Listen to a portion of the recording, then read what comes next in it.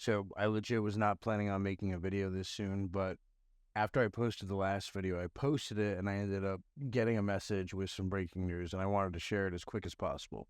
So last time we talked about Nemesis Market, I ended up walking you through basically what it felt like to kind of watch it die, because we literally watched it in real time, which was crazy to me. From the rumors and the speculation that we saw, all the way to the stuff like the signed seizure notice, and we watched like users move through the 5 stages of grief, and I explained how like this is actually a thing on the darknet. Like a lot of the newbies go through 5 stages of grief and other people are like desensitized to it. We also talked about confusion and paranoia, denial, like all those stages. And for weeks, it really wasn't clear if it was an exit scam or a bust. And we broke down the early red flags, the forum drama, the signed PGP messages from the actual admin, who was known as Francis at the time, and confirmation that it was law enforcement and not a scam that actually brought it down. We looked at the community's reaction, the initial seizure details, and the speculation that followed. But at the time, we didn't really have the entire picture. That video was about what it felt like more. And this one is about what we actually know now, because, like I said, since then, some details have come out. So I figured we should probably discuss this. A Unsealed Indictment came out, OFAC sanctions, confirmed transaction volumes, and updated details on the actual admin. This is his name right here. I'm not going to try to pronounce it. So I'm just going to call him the admin. So let's get to it. So in 2021, basically this market appeared on the Tor network, and it called itself Nemesis. For those of you that didn't get that from the video title, the interface was pretty simple for Nemesis. It was stripped down and very minimal. There was no forced registration to browse, no really over-designed or over-complex UI. It was pretty bare. It was fast and it was functional, and vendors could do their thing. By the thing, I mean like sell drugs or malware or forgeries or hacking services, but fentanyl, explosives, and stuff like CSAM were banned. So behind it was one man, the admin, a Iranian national, turns out. Got into that one coming, operating the market from abroad, basically. Prosecutors said that he ran everything from abroad, and he wasn't just the admin, he also handled wallets, he also processed payments. I mean, it turns out this guy was kind of like a one-man shop. He built the infrastructure for actually laundering crypto and took a cut from every transaction. It was 5% per order, and it went down to 2.5 with referrals. It was a business, and a good one at that. Even after the takedowns, he basically made attempts to try and reestablish the market, reaching out to former vendors in an effort to start over. The payment system was walletless in nature. Users paid exact amounts per transaction. Most of it ran through Monero, and there were no deposit balances to actually be seized and no centralized pot. Every decision essentially showed some kind of understanding of how darknet markets got compromised in one way or another, and how to avoid it. And Nemesis grew relatively quickly. In 2022, it handled 60,000 orders, and by 2023, it was over 250,000. And by the time it was actually seized, that number was up to almost 500,000, sitting right at about 400,000. And at its peak, the market had like 150,000 registered users and more than 1,100 vendors, with about 20% of those vendors based in Germany. So some users were actually in the US, and this included Ohio. Some of the orders were placed by undercover agents, which is a very typical move that we see with these markets or any kind of indictments. They always tend to do this if for no other reason than just documenting. There's also other reasons too. But pills they bought were advertised as oxycodone and Percocet. But when they tested them in their labs, the testing came back as fentanyl. So on March 20th of 2024, law enforcement took the site down. The servers were seized in Germany and Lithuania, which, again, we covered this. The takedown banner was animated, retro pixel art, basically. And I showed this in the initial video. It looked a lot like a video game, or a video game ending, I should say, than like a typical police seizure banner. They confiscated around $94,000 in euros in crypto, which is really not much compared to the actual volume. And for law enforcement, the real win was actually the information that it turned out were on the servers. According to a signed message that was actually left by the admin, law enforcement had access to this information for at least 2 months when the market was operational. Now, after the takedown, there were rumors, right? Like, as there always are. People didn't know if it was a setup or what was going on. And Francis, the admin, the name of the admin who left the signed message, the AKA, if you will, people didn't know if it was real, right? Like, they didn't know if it was a Fed, they didn't know what was going on. So one thing was definitely for sure, and that was that the whole thing was now kind of a mess. That was really the only thing that everyone was sure of. But by now, some of that mess is cleared. And on March 3rd of 2025, the United States Treasury Office of Foreign Assets Control basically sanctioned this guy, who's the real admin. This is his real name that I can't pronounce, and I'm not going to because I'm not going to. It's just not going to do. And he's now officially listed as a narcotics trafficker. They blacklisted 44 Bitcoin addresses and 5 Monero wallets connected to him.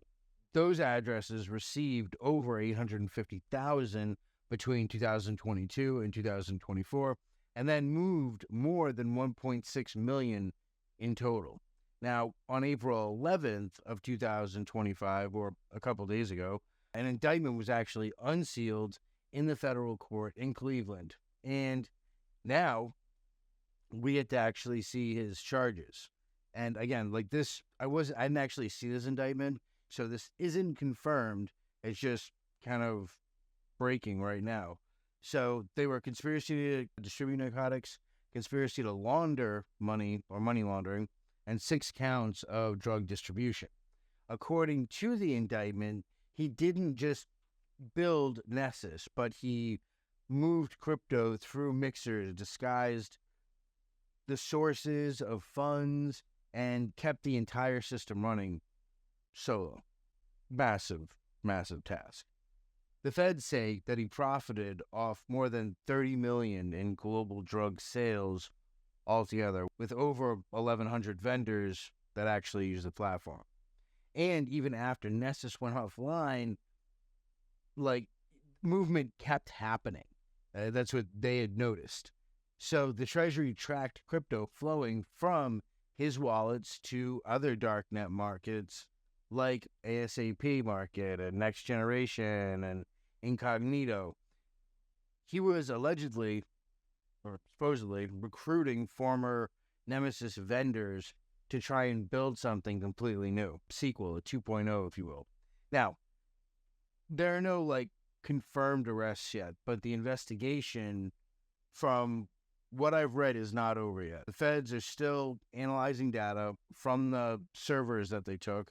And if you were a user or a vendor, during those last 2 months, the data is likely in their hands. And that said, I'm not telling you to do this, but I think if I was in this position, hypothetically, I might clean house just as a precaution. That's what I might do in a hypothetical situation if this was me.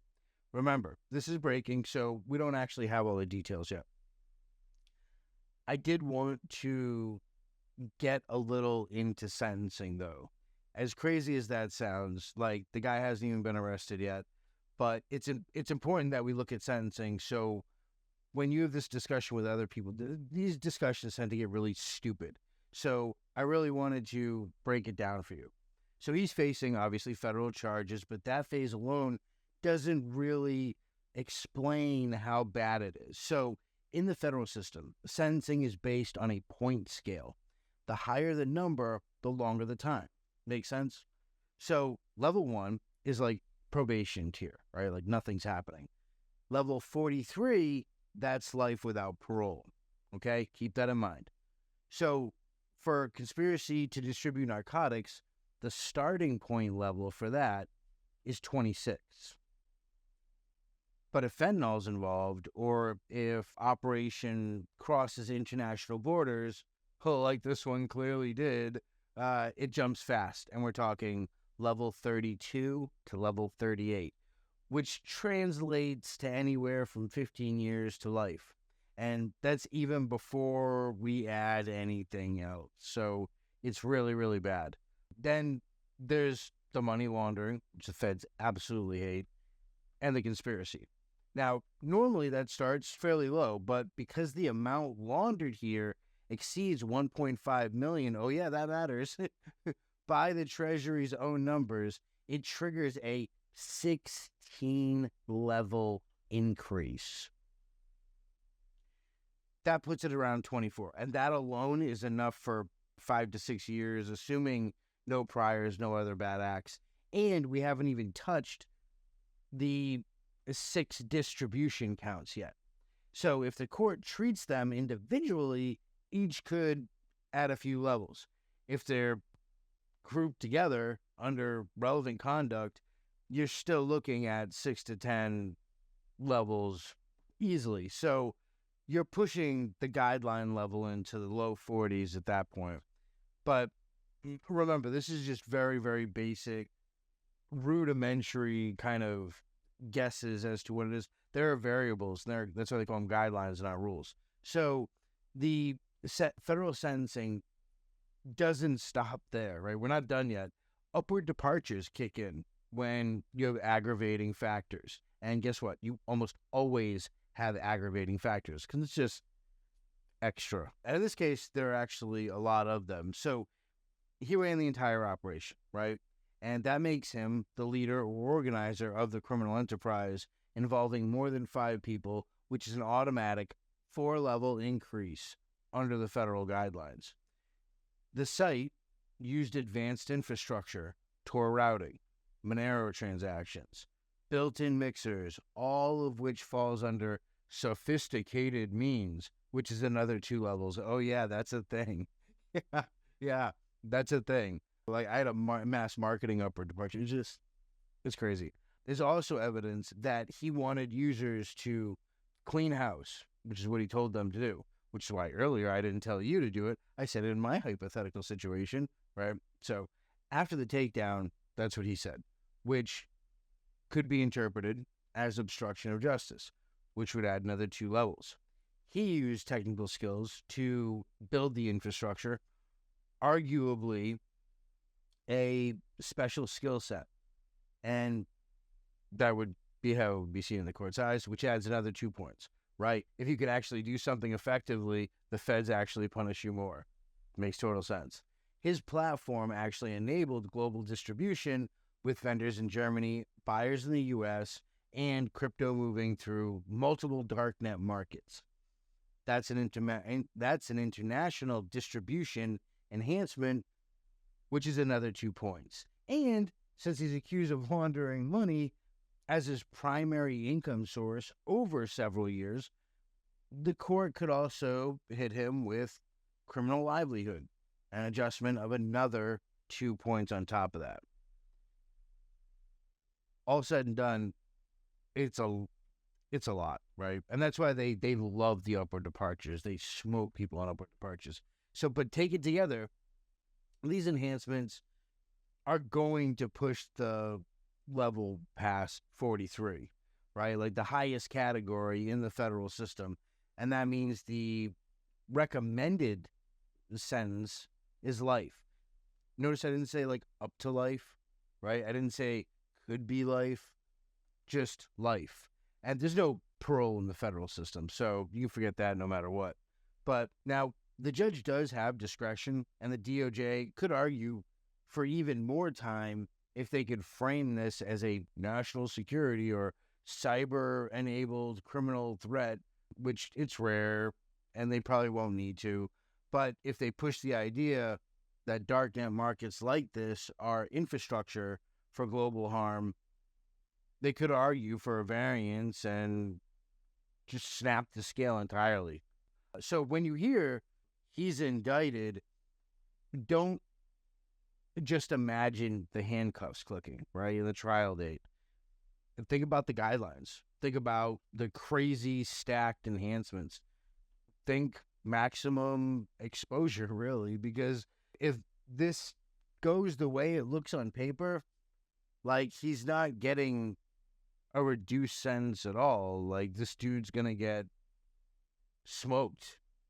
So this is also why I tell you guys, if you could do this and you can build out a business, then do it legitimately, right? Like, they really don't want you to do that. They want you to get in trouble. They want you to go, because prison system makes a crazy amount of money. In a case like this, it is important also to remember that this is a breaking story. So I don't want you to take everything I said and absolutely run with it 100%, because things change over time. So I wanted to get this out there quickly so you guys know what's going on and you have the heads up. But that's it. So thank you for watching to the end. As always, I'll see you in the next video.